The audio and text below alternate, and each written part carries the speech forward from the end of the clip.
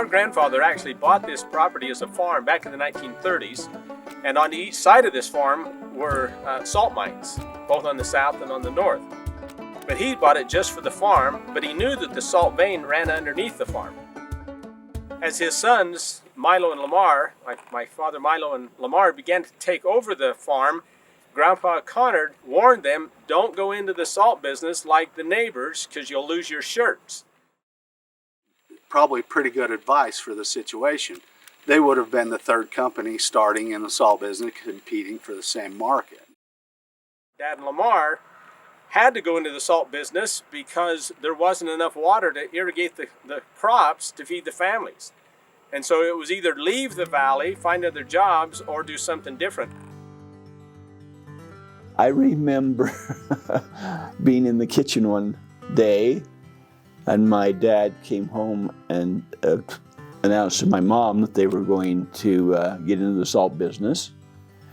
And she said something like, "Are you sure you know what you're doing? That sounds kind of scary." You have to remember too, at the time, they were not wealthy by no means, poor farmers. They had to borrow all this money. I remember going with them out to the farm, and they had a steel rod that was about, I don't know, at least probably 25 feet long, about I don't know, maybe a half-inch rod, and they poured some water on the ground and they started going like this with the rod. Sometimes we'd have to hook two together, sometimes three. Most of the time we hit them around 20 feet where 40 feet where we was investigating.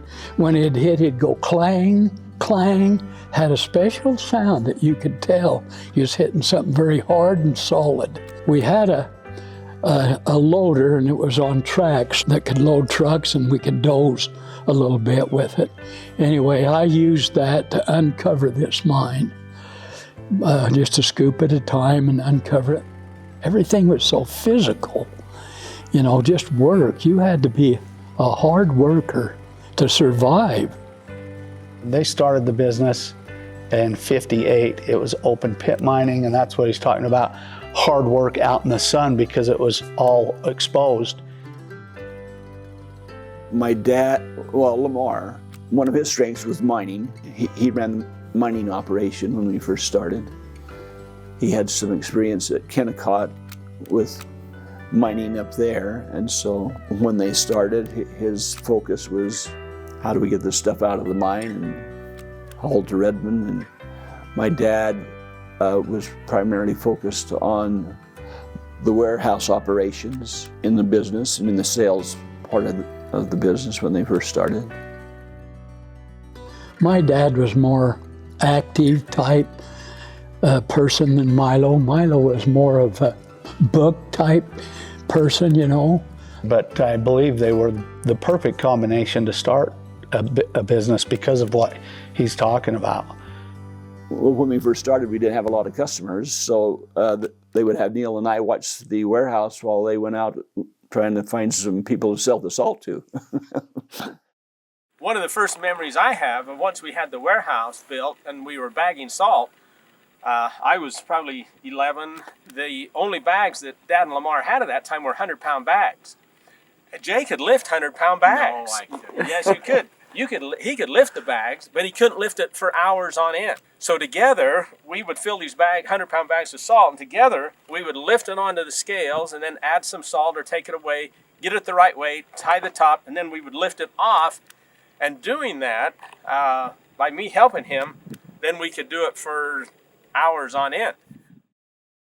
The early culture, which was important for us, was mostly business integrity, honesty, and valuing employees or the associates, valuing the other members of the company was what was really important to us. I had a vision that Redmond could be a lot more than just a family business. It could be, a great business, employing lots of people, not just family people. One day I went to state conference and Rhett was there. And I started talking to him and telling him what we were trying to do, improve our business, make it a great business. So I asked Rhett if he would be interested in maybe working with us to change our business, and he agreed to come. That was about, I think, 1991 or something, and so from then on, Rhett was a vital part of helping us change the culture and the business and what the products we were selling, and it was an exciting time. I appreciate my dad and Lamar. It shows how open they were. They were both open to change, even from the start, and that's what really made the company grow from the start, is they weren't afraid of change.